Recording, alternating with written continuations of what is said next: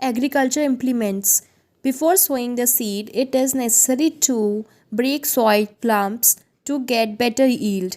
ठीक है, agriculture implements में हम क्या पढ़ रहे हैं कि हम अभी उससे पहले हमने क्या पढ़ा था कि सॉइल को कैसे प्रिपेयर करना है। ठीक है, अब सेकंड जो है हमारा वो है एग्रीकल्चर इम्प्लीमेंटेशन। सॉइल में जब हम सीड लगाते हैं, उगाते हैं, उससे पहले हमें जो मिट्टी है, मिट्टी को एकदम सॉफ्ट बनाना होता है। देखा होगा जो फार्मर्स होते हैं वो क्या करते हैं, हल चलाते हैं, है ना। हल चलाते तो उससे क्या होता है, मिट्टी जो ऊपर नीचे होती है, जो थोड़ी सख्त मिट्टी हो गई होती है, वो टूट जाती है, हल्के हल्के छोटे छोटे कणों में बन जाती है ईल्ड, ताकि कि अच्छे से वो क्या कर सके, जो पेड़ लगाओ या जो बीज लगाएंगे उसकी जो जड़ें हैं अच्छे से फैल सके। This is done with the help of various tools. ठीक है, ये बहुत सारे, चाहे अगर हम गार्डन में कर रहे हैं तो हम खुरपी का यूज़ करेंगे। अगर हम बहुत बड़े प्लॉट एरिया में कर रहे हैं, ठीक है, तो उसमें हम जैसे यहाँ पर एक दे रखा है फ़ोटो, तो क्या कर रहा है, ये बैल से उसको क्या कर रहे हैं, खुदवा रहे हैं, हल चलवा रहे हैं। पहले गांव में ही चलता था, अब तो क्या ट्रैक्टर्स वगैरह आ गए हैं, तो न्यू न्यू मशीन्स आ गई, न्यू न्यू टेक्निक्स आ गई हैं, उसके थ्रू भी करते हैं। The main tools used for this purpose are the plow, hoe and cultivator। ठीक है, प्लो। अब प्लो में क्या होता है, this is being use since Asian time for tilling the soil, adding fertilisers to the crop, removing the weeds and turning the soil. Ploughing देखा होगा, खुरपी से खुदाई करते रहते हैं, ऊपर नीचे करना। अगर कोई गार्डनिंग करता होगा आपके घर में तो देखा होगा, या कभी गांव में गए होगे तो देखा होगा, लोग खुरपी से मिट्टी को ऊपर नीचे करते रहते हैं, ताकि क्या होता है, उससे जो भी क्रॉप पे फर्टिलाइज़र डाला होता है वो नीचे जाता है, नीचे की सॉइल ऊपर आती है। जो भी वीड्स क्या होते हैं, जो अनवांटेड प्लांट्स होते हैं, जैसे कि घास होगी, जो प्लांट के अलावा कोई ऐसी फालतू सी चीज़ें उग जाती हैं, उसको हटाते हैं। और सॉइल को टर्न करते रहते हैं, ऊपर नीचे करते रहते हैं, तो उससे क्या होता है, सॉइल भी क्या होती है, अच्छी हो जाती है, फर्टिलाइज़र की तरह फर्टाइल हो जाती है। This is made of wood and is drawn by a pair of bulls or other animals, horse and camels। ठीक है, जो ये प्लो होता है वो किससे बना होता है, लकड़ी से और बुल के हेल्प से कराया जाता है, इसको चलाया जाता है। जैसे ये आप ड्राइंग देख सकते हो, बुल हो गया, हॉर्स हो गया, कैमल्स हो गए, यूज़ करते हैं खेतों में चलाने के लिए। It contains a strong triangular iron strip call ploughshare. ठीक है, इसमें जो सबसे लंबा जो ट्रायंगुलर शेप का एक आयरन स्ट्रिप होता है उसको प्लोशेयर कहते हैं। The main part of the plough is a long log of wood which is called a plough shaft. ठीक है, और सबसे ज़्यादा मेन जो पार्ट होता है प्लो का वो कौन सा होता है, वुडन पार्ट जो होता है उसे प्लो शाफ्ट कहते हैं, वो लकड़ी का होता है ये। There is a handle at one end of the shaft. ठीक है, एक तरफ क्या होता है, हैंडल होता है पकड़ने के लिए। The other end is attach to the beam which is placed on the bull's neck. और एक तरफ क्या होता है, जैसे यहाँ पर आप देख सकते हो, ये क्या हो रहा है, एक तो लंबा सा लॉग है, दिख रहा है ये लॉग कितनी लंबी सी, और एक की तरफ इसका सिरा है नीचे, और जो ये ऊपर की लॉग है इसको किस पे, बुल के ऊपर या कैमल्स के ऊपर रख के चलाते हैं।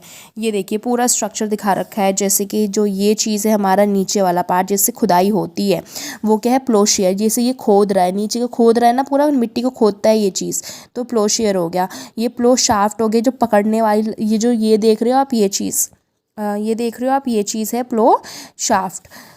और ये बीम हो गई।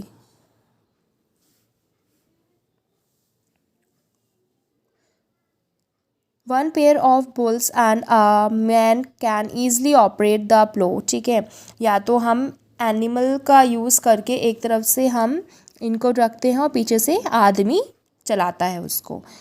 The indigenous wooden plough is increasingly being replaced by iron plough nowadays. ठीक है, पहले क्या होता था, ये जो पार्ट था ये अब लोहे का हो गया। ठीक है, लेकिन पहले क्या था, ये पूरा लकड़ी का बना हुआ को होता था।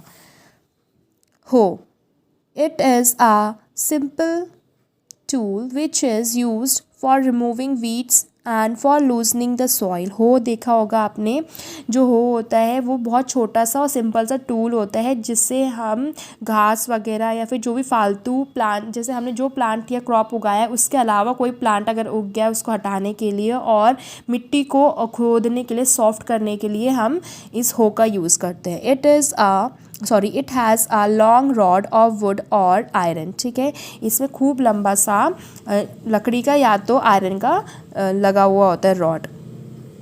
A strong, broad, and bent plate of iron is fixed to one of its ends, and एक तरफ क्या करा जाता है, चौड़ा सा, लंबा सा और चिपटा सा प्लेट होता है आयरन का। ठीक है, एक तरफ फिक्स होता है इसके एक एंड पे। वर्क्स लाइक आ ब्लेड, और जो उसका एक एंड पे जो आयरन का प्लेट लगाया होता है वो कैसे काम करता है, ब्लेड की तरह काम करता है। It is pulled bye animal, और इसको जो ये हो है इसको किससे यूज़ किया जाता है, एनिमल्स की तरह, एनिमल्स के मतलब जैसे एनिमल की हेल्प से हम इस हो को यूज़ करते हैं। ये आपको डायग्राम दे रखा है हो का, ये बेंट प्लेट है, ये आयरन की जो प्लेट है वो है ये। फिर ये ग्रिप है, इसे पकड़ाया जाता है। हैंडल है ये बीम है, रॉड है लंबी सी, हो का स्ट्रक्चर है, ऐसे दिखता है। Now cultivator, now days ploughing is done by tractor driven cultivator.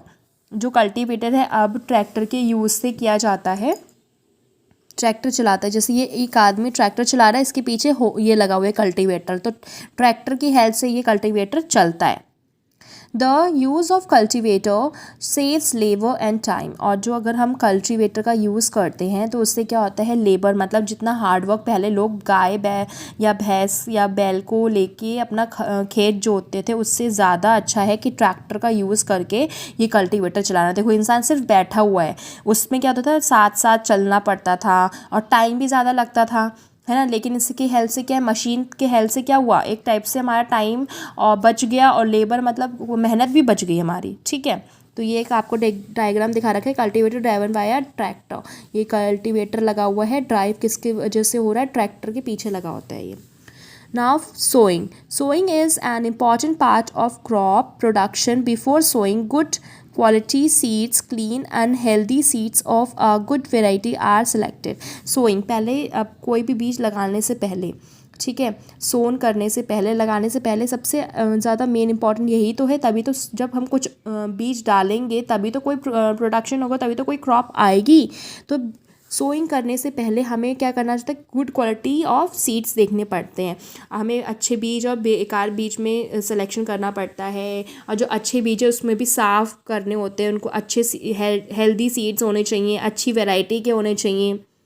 Farmers prefer to use seeds which give high yield.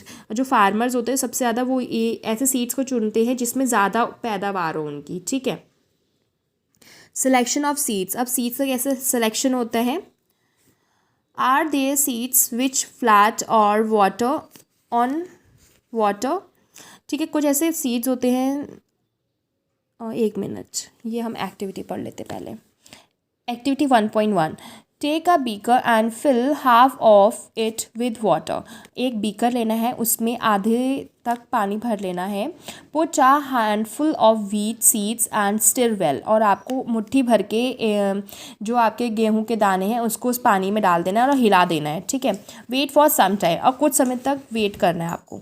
Are there seeds which float on water, क्या कुछ ऐसे सीड्स मिले आपको जो क्या बोलते हैं, पानी की सतह पे घूम रहे हैं, तैर रहे हैं। आपको ये एक्टिविटी अपने घर पे करनी है, बहुत इजी एक्टिविटी, आप कर भी सकते हैं। ठीक है, वुड दोज बी लाइटर और heavier than those which shrink, क्या उनमें से जो तैर रहे हैं वो हल्के हैं वजन में या फिर भारी हैं वजन में, जो डूब गए। Why would they B lighter, और जो ऊपर तैर रहे हैं वो इतने हल्के क्यों हैं। Damaged seeds become hollow and are thus lighter, therefore they float on water. जो गेहूं के दाने तैर रहे थे ठीक है। वो कैसे होंगे, खोखले होंगे, थोड़े सड़े हुए से होंगे, हल्के वजन में होंगे, इसलिए तो वो तैर रहे होंगे। कोई भी चीज़ तब तैरती है ना पानी पे, जो चीज़ हल्की होती है ना। हम लोगों ने 6th क्लास में भी पढ़ा है, 7th में भी पढ़ा है कि कोई भी चीज़ तब पानी पे तैरती है तो वो हल्की होगी पानी से तब, ठीक है। इसीलिए जो बीज, जो डैमेज बीज, जो सीड्स थे, वो बीज थे, वो पानी के ऊपर तैरने लग गए गेहूँ के, और जो अच्छे बीज थे गेहूँ के, वो अंदर डूब गए पानी में, ठीक है। Before sowing, one of the important task is to know about the tools used for sowing seeds, ठीक है। अब सीड्स के बारे में हमें पता चल गया कि कैसे सीड्स, हमें अच्छे सीड्स पता चलते हैं, कैसे बेकार डैमेज सीड्स होते हैं। अब सोइंग करने से पहले अब हमें टूल्स का भी तो पता होना चाहिए, कौन से टूल्स से हम अपने बीजों को गाड़ेंगे, ठीक है। तो अब हम टूल्स के बारे में पढ़ेंगे।